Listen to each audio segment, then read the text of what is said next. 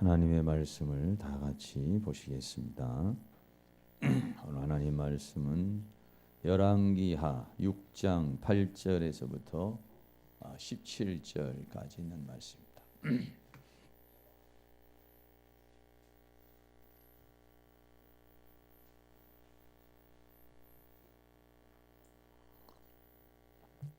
자, 다 같이 찾으셔서 함께 봉독하도록 하겠습니다. 때에 아람 왕이 이스라엘로 더불어 싸우며 그 신복들과 의논하여 이르기를 우리가 아무데 진을 치리라 하였더니 하나님의 사람이 이스라엘 왕에게 기별하여 가로되 왕은 삼가 아무 곳으로 지나가지 마소서. 아람 사람이 그곳으로 나오나이다. 이스라엘 왕이 하나님의 사람의 자기에게 고하여 경계한 곳으로 사람을 보내어 방비하기가 한두 번이 아닌지라. 이러므로 아람 왕의 마음이 번뇌하여 그 신복들을 불러 이르되 우리 중에 누가 이스라엘 왕의 내응이 된 것을 내게 고하지 아니하느냐. 그 신복 중에 하나가 가로되 우리 주 왕이여 아니로소이다. 오직 이스라엘 선지자 엘리사가 왕이 침실에서 하신 말씀이라도 이스라엘 왕에게 고하나이다. 왕이 가로되 너희는 가서 엘리사가 어디 있나 보라. 내가 보내어 잡으리라. 혹이 왕에게 고하여 가로되 엘리사가 도단에 있나이다. 왕이 이에 말과 병거와 많은 군사를 보내며 저희가 밤에 가서 그 성을 에워쌌더라. 하나님의 사람의 수종들은 일찍이 일어나서 나가보니 군사와 말과 병거가 성을 에워쌌는지라. 그 사환이 엘리사에게 고하되 내 주여 우리가 어찌하리이까. 대답하되 두려워하지 말라. 우리와 함께한 자가 저와 함께한 자보다 많으니라 하고 기도하여 가로되 여호와여 원컨대 저의 눈을 열어서 보게 하옵소서 하니 여호와께서 그 사환의 눈을 여심해 저가 보니 불말과 불병거가 산에 가득하여 엘리사를 둘렀더라. 아멘. 하나님의 은혜가 이 시간 여러분에게 함께하기를 주의 이름으로 축원합니다. 옆에 있는 분에게 한 번 더 인사하겠습니다. 만나서 반갑습니다. 큰 은혜의 시간이 되기를 축복합니다. 감사합니다. 오늘 하나님의 말씀의 제목은 엘리사의 눈, 게하시의 눈이라는 이런 제목으로 함께 은혜를 나누려고 합니다. 사람이 이 세상에 살아가면서 여러 가지 눈을 가지고 살아갑니다만 그 중에서 우리는 육신의 눈을 가지고서 사물을 보게 됩니다. 육신의 눈으로 사물을 보면서 눈이 나쁘면은 사물을 제대로 볼 수가 없죠. 그리고 눈이 좋아야 사물을 정확하게 이렇게 분별을 할 수가 있습니다. 그래서 육신의 눈도 좋아야 되고요. 그 다음에는 마음의 눈으로 보는 게 있습니다. 마음의 눈으로 보는 거는요, 사람마다 다 다르다고 이렇게 말할 수 있어요. 육신의 눈으로 보는 것도 약간씩은 다를 수 있지만 그래도 좀 객관성이 좀 있는 것이고, 그러나 마음의 눈으로 보는 것은 보는 사람에 따라서 다 각기 다르다고 이렇게 말할 수가 있게 되는 것이죠. 똑같은 모습을 봐도 어떤 사람은 그 모습 안에서 슬픔을 찾아내기도 하고 어떤 사람은 또 기쁨을 찾아내기도 하고 그렇습니다. 그리고 사람에게는 또 영의 눈이라는 게 있습니다. 물론 믿지 않는 사람에게는 영의 눈이라고 하는 게 있을 수 없겠지만, 왜냐하면 믿지 않는 사람은 영이라는 자체가 죽어 있습니다. 기능 자체가 죽어 있기 때문에 영으로 보기는 어려운 것이죠. 그러나 믿음의 사람에게는 영의 눈이라는 게 있습니다. 영의 눈이라는 건 뭐냐면은 하나님의 세계를 보는 눈이죠. 영의 세계는 크게 나누어서 하나님의 세계가 있고 또 천사의 세계가 있고 또 나아가서는 사단의 세계, 다시 말하면 마귀, 귀신, 악한 영, 미혹의 영들, 이런 영들의 세계가 있다고 하는 거 우리가 생각할 수가 있게 되는 것입니다. 우리가 자동차를 운전을 하게 되면은 앞을 보고서 운전을 하지만 사실적으로는 백미러로 옆에도 보고 뒤에도 보면서 이렇게 이제 운전을 하면서 이렇게 가게 됩니다. 그런데 이 운전을 하면서도 사각지대라고 하는 게 있어요. 다시 말하면 못 보는 데가 있습니다. 그게 어떠냐면은 바로 가장 자기하고 가까운 부분, 바로 옆에 있는 부분을 못 보는 경우가 많아요. 저도 이번에 그 사각지대를 못 봐가지고 좀 차가 긁혔어요. 그 아차하는 순간에 옆에를 이렇게 좀 못 봐가지고 차가 긁혀지게 되는 그런 상황이 있습니다. 가끔 고속도로 같은데 이렇게 타고 가다가 보면은 오른쪽은 좀 잘 보이는데 왼쪽 잘못 봐가지고 왼쪽에 뒤에서 달려오는 옆에서 가는 차를 모르고 깜빡 들어가려다가 막 이렇게 빵 하는 소리가 나서 정신을 바짝 차리게 되는 경우가 여러분에게도 한두 번 정도는 있을 것이라고 이렇게 생각을 하게 되는 것입니다. 사람이 이렇게 살면서 어떻게 보면은요, 가장 가까운 옆에 있는 사람 또는 더 가까운 자기 자신을 보지 못하고 인생을 살아가는 경우가 많이 있습니다. 우리가 이렇게 주일날 교회를 이렇게 나오게 되는 것 중에 하나도 우리가 나와서 성경을 통해서 자기 자신을 볼 수 있어요. 성경은 하나의 거울과 같습니다. 내가 좀 삐뚤어졌는지 잘 됐는지 내 모습이 흐트러졌는지는 하나님의 말씀을 이렇게 보면은 내가 좀 정신이 조금 덜 차려져 있구나, 내가 좀 엉뚱한 생각을 하고 있구나 하는 그런 기능을 가지고 있는 게 이 하나님의 말씀입니다. 또 기도를 하다가 보면은요, 자기의 내면을 살펴볼 수 있는 그런 그 효과가 있습니다. 기도하다가 보면 자기 자신이 요즘에 내가 좀 잘못된 길로 가고 있구나, 또는 내가 요즘에 좀 지쳐 있구나, 내가 요즘 열심히 하고 있구나 하는 이런 것들을 스스로가 기도하면서 그런 걸 깨달을 수가 있습니다. 또 세 번째로는요, 자기 자신을 알 수 있는 방법이 멘토를 통해서 우리가 자기 자신을 볼 수 있다 이렇게 말할 수가 있어요. 멘토라고 그러고 제가 이제 부부라는 말을 쓰는데 부부같이 가장 큰 멘토가 사실은 없습니다. 왜냐하면 부부는 아주 그 상대방의 그 여러 가지 상황을 정확하고도 어떻게 좀 보면은 분명하게 아주 신랄하게 아주 객관성 있게 이렇게 말해줄 수 있는 사람이 부부라고도 이렇게 말할 수가 있어요. 창세기 2장에서 하나님께서 배필을 지었는데 이 배필이라고 하는 말이 네게드라고 하는 그런 말이에요. 네게드라고 하는 말은 두 가지로 쓰일 수 있는, 하나는 짝이라는 말로도 쓰이고 하나는 상대방이라고 하는 상대자라고 하는 그런 말로 이렇게 사용할 수 있어요. 다시 말하면 부부는 한 짝이 되는 거지만은 또 상대성이 있어서 상대방을 이야기해주고 상대방의 문제점, 좋은 점 이거를 말해줄 수 있는 사람이 바로 배필이라고 이렇게 말하게 되어지는 것이죠. 그런데 모든 사람들이 자기 아내가 자기의 멘토라고 생각하는 사람이 별로 없습니다. 자기 남편이 자기의 멘토라고 이렇게 생각하는 사람, 멘토라는 말은 뭐냐면 이렇게 그 사람의 여러 가지 일들을 지적도 해주고 권면도 해주는 걸 멘토라고 이렇게 말합니다. 그래서 보통 사람들이 부부가 이렇게 살면서 상대방이 나의 멘토다, 상대방이 나를 얘기해 주는 것이야말로 가장 정확하고 분명한 것이다 이렇게 많이 생각하지 않습니다. 당신이 말하는 거는 잘못 말하는 거야, 당신은 왜 그렇게밖에 못해, 나는 그런 사람 아니야. 대체적으로 반박을 많이 하지 많은 사람이 상대방이 얘기하는 것에 대해서 수용하려고 생각을 하지 않습니다. 왜 그러느냐면 상대방이 말을 할 때는 감정을 가지고 말해요. 아내가 남편에게 말할 때 사실적으로 핵심적인 건 맞는데 거기에다가 화나는 감정이라든지 억울한 감정이라든지 기분 나쁜 감정이라든지 이런 감정을 실어가지고 얘기를 하기 때문에 그 말이 옳기는 한데 받아들이지를 않게 되는 것이죠. 그래서 우리들이 정말로 상대방을 멘토라고 생각을 한다면 정신 똑바로 차리고 감정에 휩쓸리지 않고 들어야 됩니다. 과거에는 남자분들 그렇잖아요. 부인들이 이렇게 얘기를 하면 잔소리로 이렇게 생각이 들고 또 남편들이 아내에게 얘기를 하면 또 기분 나쁘게 자존심 상하게 사실 듣지만은요, 여러분 생각해 보세요. 매일 같이 밥 먹고 입고 자고 하면서 말해주는 사람이야말로 가장 정확한 거예요. 가장 분명한 겁니다.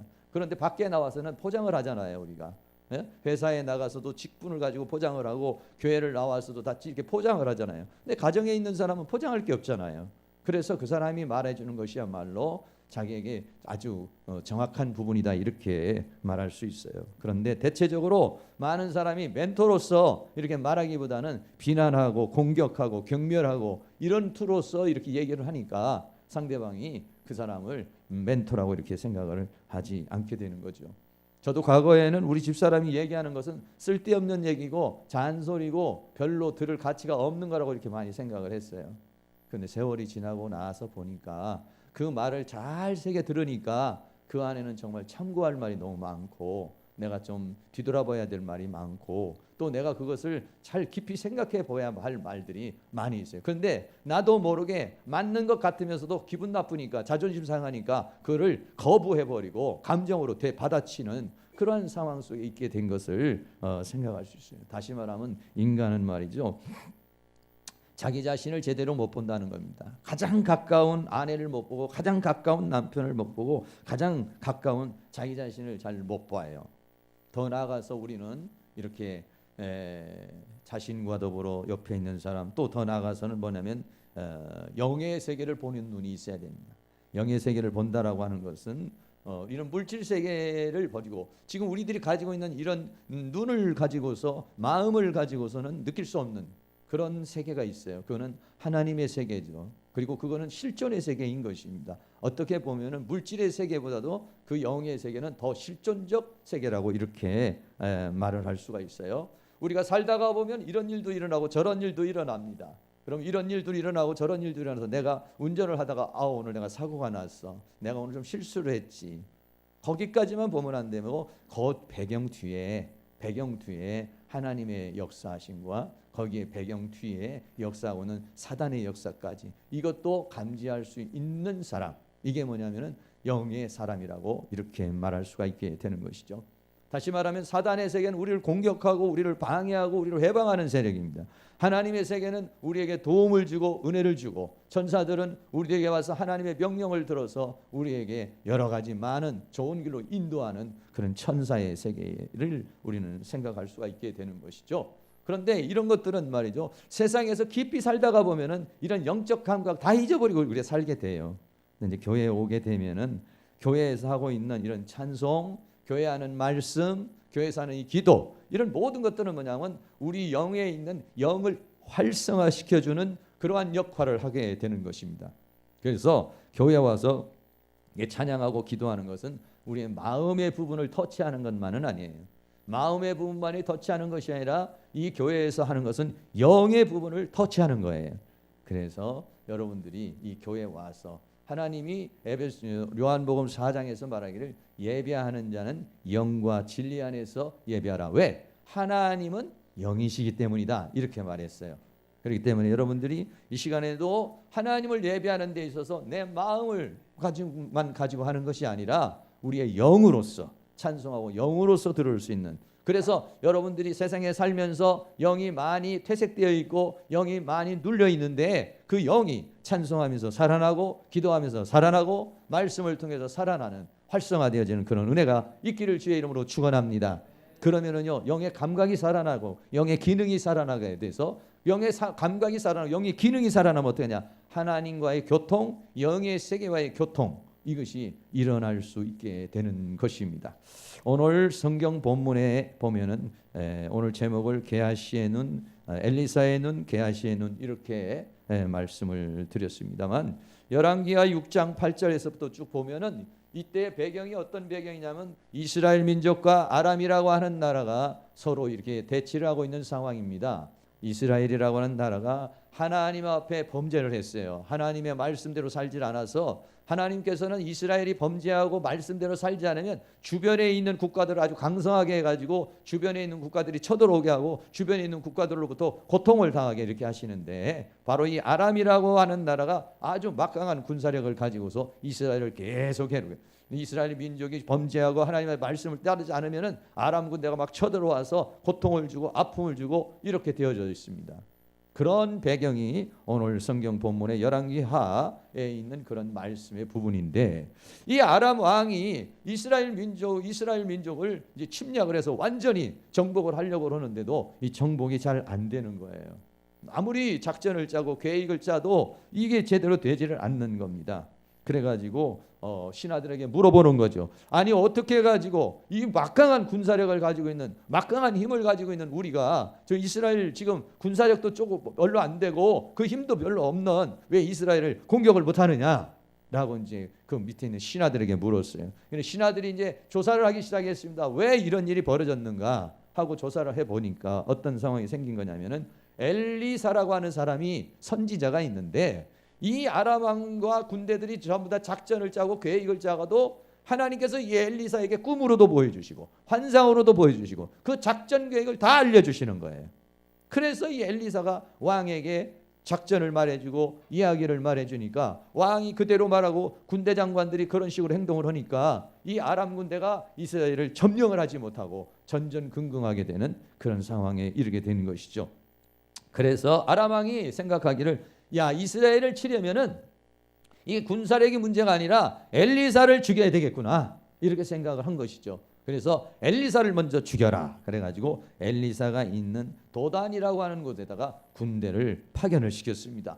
그래가지고 엘리사가 있는 그 도단을 아예 그냥 빠져나가지 못하도록 성 자체를 완전히 군대로 포위를 해가지고 천천히 이제 좁혀 들어와서 엘리사를 이제 죽이려고 그렇게 작전을 짜게 된 것이 오늘 본문에 있는 그런 말씀이 되어지는 것이죠. 그래서 이제 엘리사가 그 다음날 잠을 자고 일어나고 엘리사의 종 게하시라고 하는 사람이 있어요. 게하시가 일어나서 봤습니다. 열왕기하 6장 15절에 그 수종드는 이 게하시가 일어나서 보니까 도단이라고 하는 성을 이 아람 군사와 발과 병거가 완전히 둘러싸았어요. 그러니까는 그것을 그 모습을 보는 순간 이 게하시는 마음이 답답해지고 두려워지고 낙심이 들고 야, 큰일 났구나. 여기서 이제 우리가 어떻게 해야 되나. 빠져나갈 수도 없고 여기서 이제 꼼짝없이 죽었다라고 하는 그런 상황에 이르게 된 것이죠. 그런데 엘리사는 말이죠. 그렇게 해서 게하시가 가가지고 엘리사 자기 주인에게 그렇게 이야기를 하는데 엘리사는 뭐라고 하냐면 두려워하지 말으라는 거예요. 왜 두려워하느냐? 우리와 함께한 자가 저와 함께한 자보다 많다 이렇게 말했어요. 아람 군대가 그렇게 많이 와서 군대와 병거들이 있는데 우리와 함께한 자가 있다는 거예요. 게하시로서는 이해할 수 없는 얘기죠. 아니 우리와 함께한 자, 우리 이스라엘에 무슨 군대가 있습니까? 지금 주인하고 함께하고 있는 주인을 지킬 수 있는 군대가 어디 있습니까? 의아하게 이렇게 생각할 수밖에 없게 된 것이죠. 그때 하나님께서 엘리사가 하나님 앞에 기도를 했습니다. 하나님, 저 게하시의 눈을 열어주셔서 지금 하나님께서 천사들을 보내서 하늘의 천군 군대를 보내서 나를 지켜주시고 저 아람 군대가 쳐들어오지 못하도록 방어하고 있고 우리를 보호하고 있는 것을 보여주시옵소서 라고 그렇게 말했습니다. 하나님 앞에 기도를 하니까 그러니까 게하시의 눈이 열렸어요. 이 눈은 일반적인 마음의 눈도 아니고 이것은 상상의 눈도 아니고 이것도 그냥 지성의 눈도 아니고 보는 육신적인 눈도 아니고 영의 눈을 열어주신 거예요. 영의 눈을 열어서 보니까 그 아람 군대 그 앞에 불말과 불병거가 가득히 차 있는 모습을 보여주었다는 것이 할렐루야. 네, 이게 뭐냐면은 영의 세계인 것입니다. 하나님께서 엘리사를 공격해 오고 있는 아람 군대와 더불어 하나님은 더 많은 천군 천사를 보내주셨습니다. 할렐루야. 천군 천사가 딱 지키고 있는 모습을 이 엘리사에게 보여주었습니다. 게하시의 눈에는 보이지 않았지만 엘리사의 눈에는 그 모든 모습이 보여지게 된 것을 생각할 수가 있게 되는 것이죠. 바로 이것입니다. 우리들은 말이죠, 이 세상을 살아가는데 게하시와 같이 일반적으로 보는, 지성으로 보고 이성으로 볼 수 있는 그런 눈으로만 가지고서 세상을 보게 되면은요, 너무 두렵다. 요즘에 너무 지금 현실이 너무 답답하다, 힘들다, 고통스럽다 이렇게 생각하는데, 근데 우리는 한 걸음 더 나가서 우린 눈에 일반적인 눈으로 보이지는 않지만 영의 눈을 떠서 보면은 보일 수 있는 하나님의 세계를 볼 수 있는 그런 은혜가 일어날 수 있기를 주의 이름으로 축원합니다. 이렇게 하나님의 눈으로 또는 영의 눈으로 볼 수 있는 사람에게는 무엇이 있느냐면요, 그런 사람에게는 평강이 주어지게 되는 줄로 믿습니다. 네.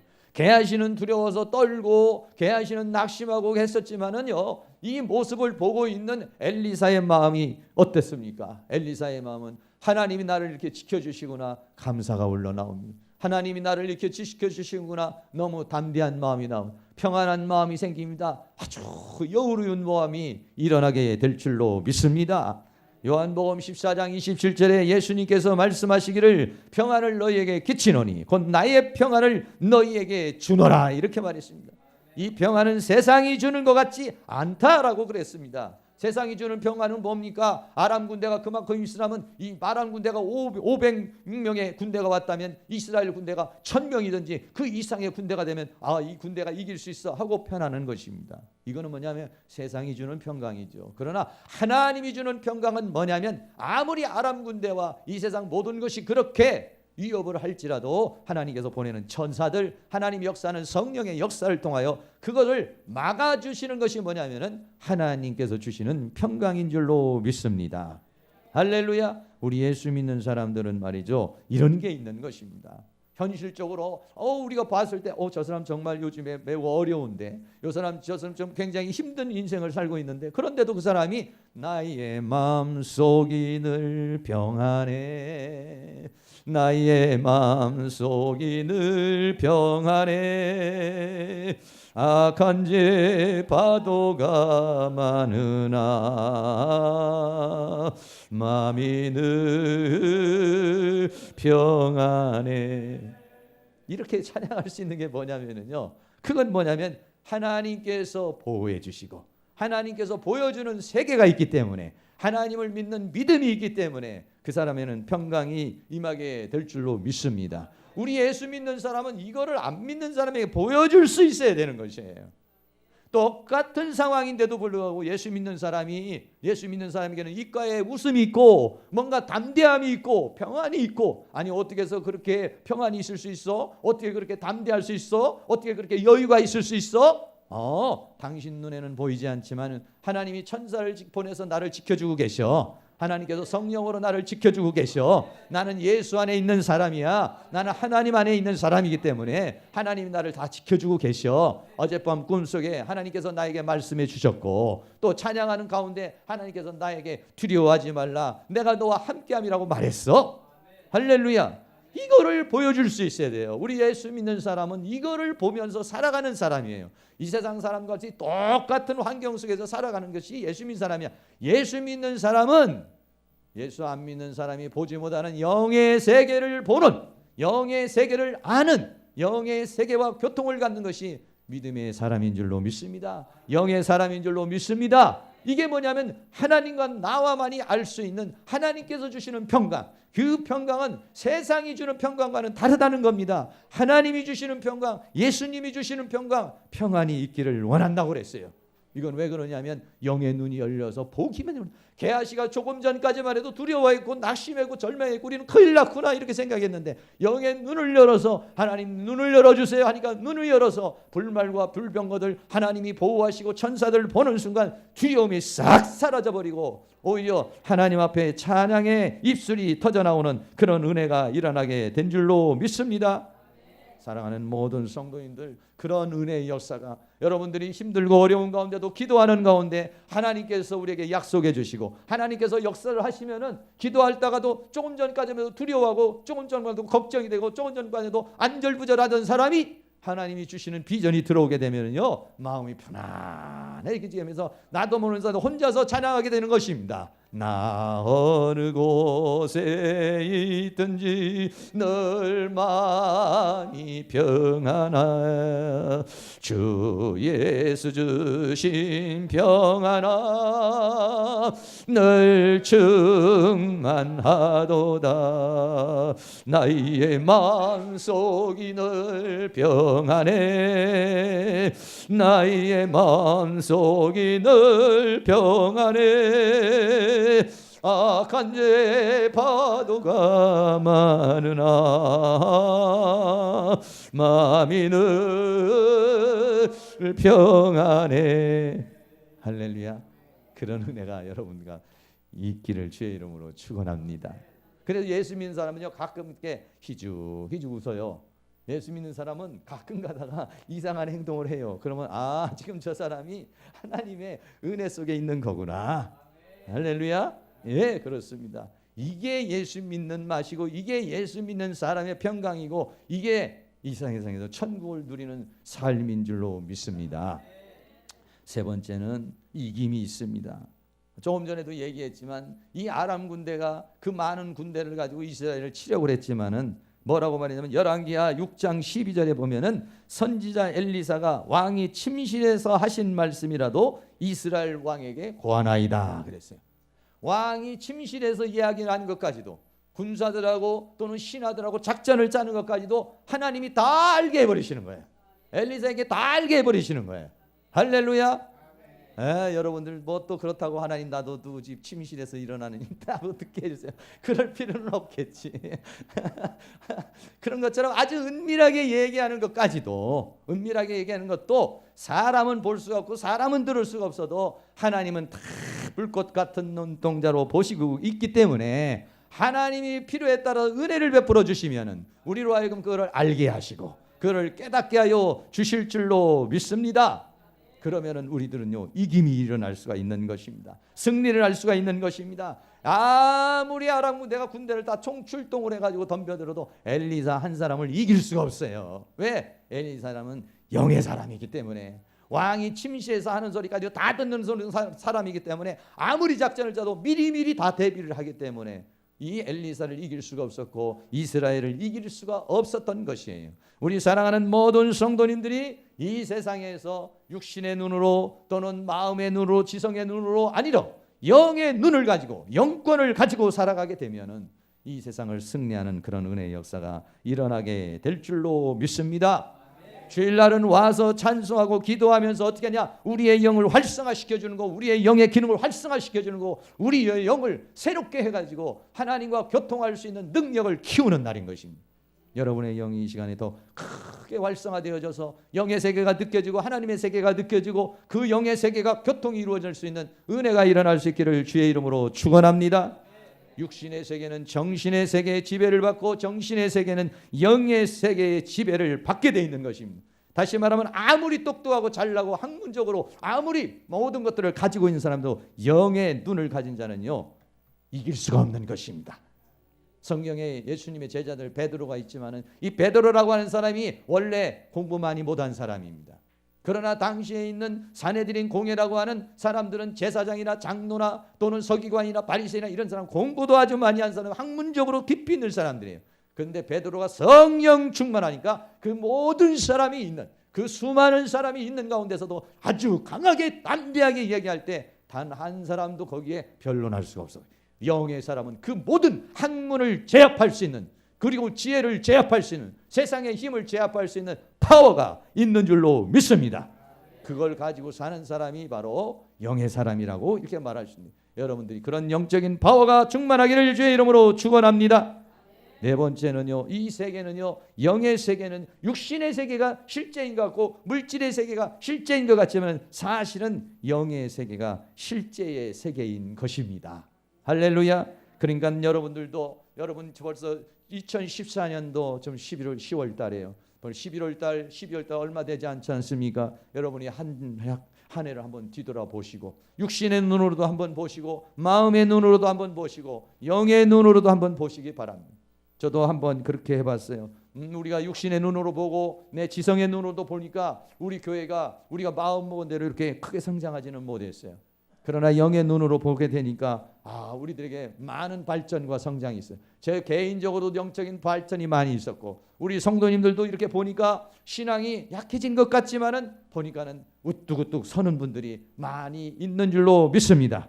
그런 모습을 볼 때는 이 외적인 문을 볼 때는 좀 재정도 열악하고 또 숫자도 많지 않지만은 그러나 그 가운데서도 우리가 거기에서 부대끼면서 기도하고 또 훈련받고 연단받으면서 우리 여러분의 신앙이 한 단계 한 단계 이렇게 올라가고 있게 되는 줄로 믿습니다. 육신의 눈으로 볼 때는 절망적이고 이 지성의 눈으로 볼 때는 별로 만족감이 없다 할지라도 그 안에 이르는 영의 눈으로 보면은 그래도 내가 이렇게 믿음이 더 자라났고 그리고 내가 이렇게 좀 말도 좀 변화가 됐고 이렇게 내가 좀 새롭게 되어지는 그런 영의 세계를 여러분들이 보시면서 만족할 수 있는 은혜가 있기를 주의 이름으로 축원합니다.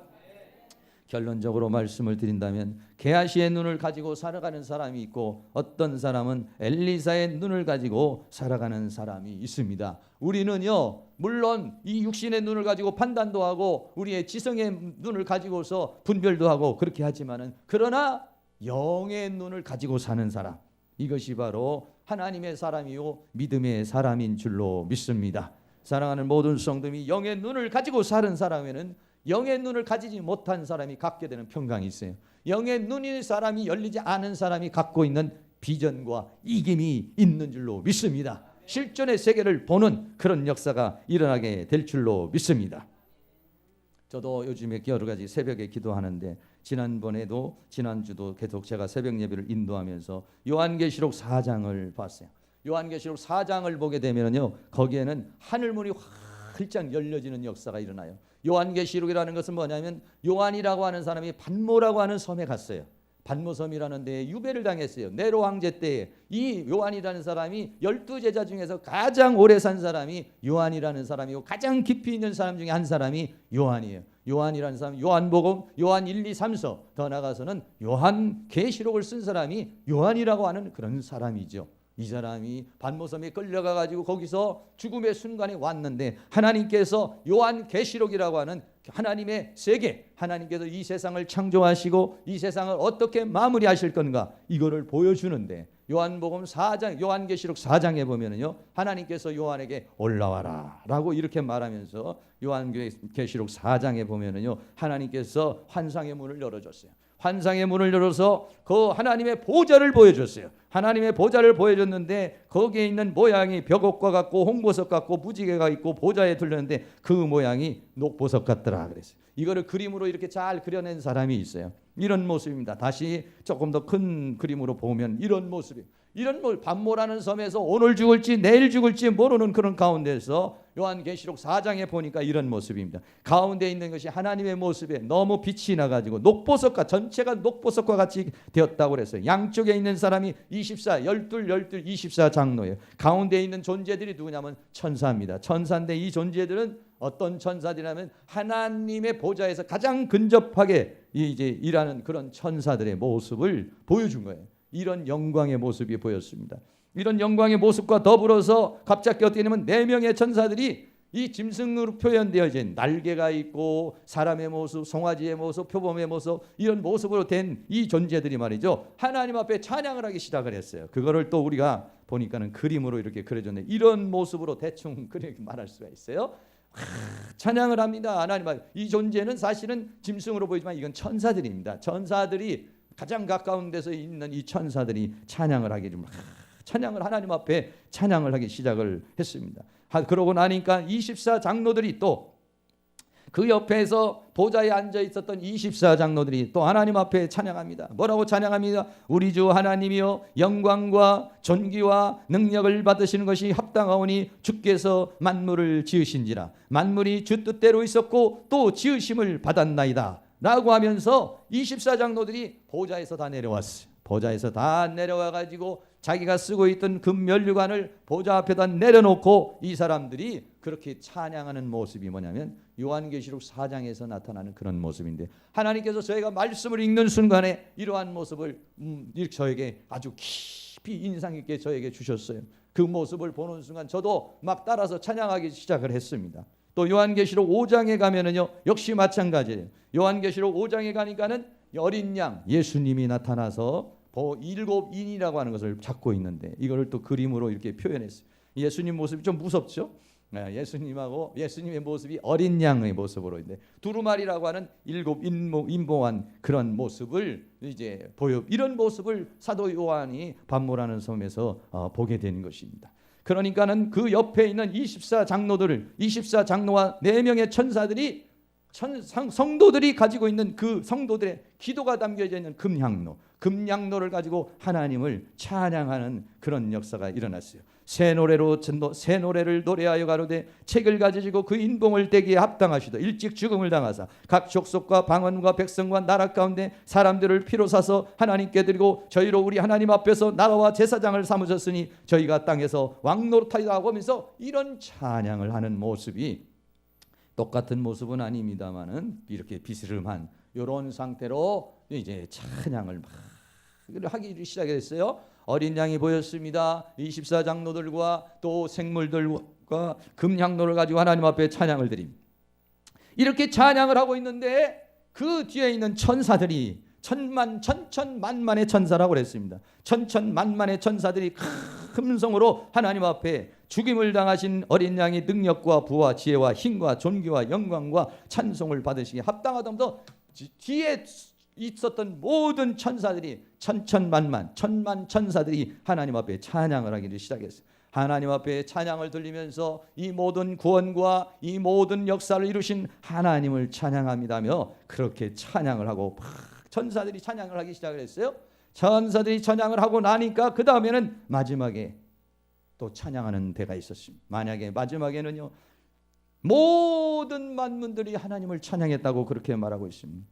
계시록 5장 13절 내가 또 들으니 하늘 위에나 땅 위에나 땅 아래와 바다 위에나 가운데 모든 만물이 가로되 그랬어요. 모든 만물이 가로되 보좌에 앉으시니와 어린 양에게 찬송과 존귀와 영광과 능력을 세세토록 돌릴지어다 하면서 찬양을 하기 시작했어요. 24장로들과 그리고 또 천사들이 하나님 앞에 찬양을 하는 가운데 그 찬양을 보고 있었던 모든 천사들이 뒤에서 막 천만 천사가 찬양하는 모습 여러분 한번 상상을 한번 해보시기 바랍니다. 이건 영의 눈이 열려야 볼 수 있는 그런 세계인데 이 영의 눈이 열려서 본 세계를 요한계시록에 우리에게 그렇게 기록해 준 것입니다. 그러고 나서 천사들이 천만 천사가 찬양을 하니까 그 모든 찬양소를 보더니 온 세계 하늘이나 땅 위에나 땅 아래나 바다나 그 가운데는 모든 만물이 일어나서 하나님 앞에 찬양하는 모습.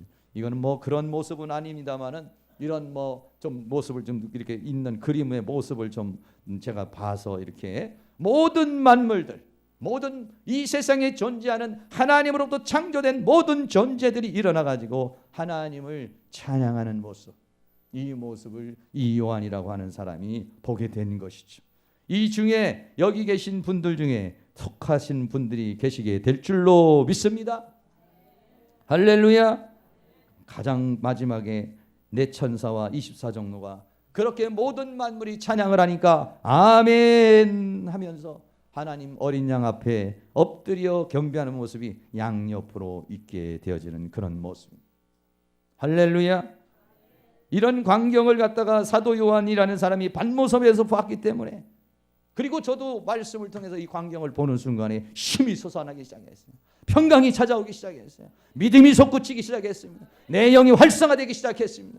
하나님의 성령의 역사가 충만하게 나타난 줄로 믿습니다. 수많은 저 만물들이 우리를 구원하신 하나님, 만물을 창조하신 그 하나님을 찬양하는데 저도 막 같이 덩달아서 모든 만민들아 주를 찬양하여라 하면 막 찬양이 울려 퍼지기 시작했습니다. 내 영혼아 하나님을 찬양하라. 저도 새벽에 그렇게 찬양이 너무 은혜가 됐어요. 우리가 육신의 세계만 봤을 때는 말이죠 실망하고 낙심될지 모르지만 우리 여기 사랑하는 모든 성도님들이 계시의 눈이 아니라 믿음의 눈으로 영의 눈으로 이 세계를 보게 된다면 하나님은 오늘 우리를 불꽃 같은 눈동자로 보고 계시는 것이고 할렐루야. 우리를 지켜주시는 천만 천사가 있습니다. 성령의 역사가 있습니다. 그러나 반면에 우리를 괴롭히고 쓰러뜨리고 악으로 끌고 가는 사단의 세계가 있어요. 우리 눈이 그런 눈들이 다 열려져 가지고 여러분들이 다 하나님의 영광의 세계를 볼 수 있는 그런 은혜가 일어날 수 있기를 주의 이름으로 축원합니다.